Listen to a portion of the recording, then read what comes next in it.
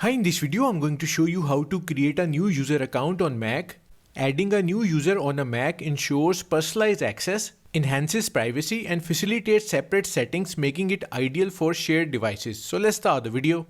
To add a new user on MacBook Pro or MacBook Air, click on the Apple logo in the top left corner of your screen and then select System Settings from the drop-down menu. By the way, I'm using Sonoma, which is currently the latest version of macOS. If you are using an older version of macOS, then the interface might be a bit different. Now scroll down and click on Users and Groups in the left sidebar.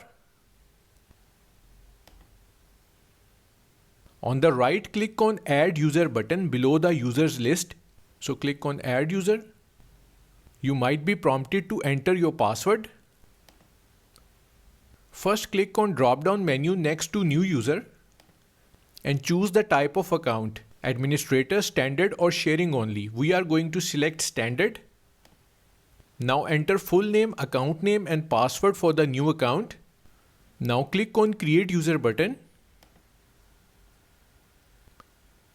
You have successfully added a new account to your MacBook. So this is the account we have just created. So that's how you can create a new user account on Mac. Thanks for watching.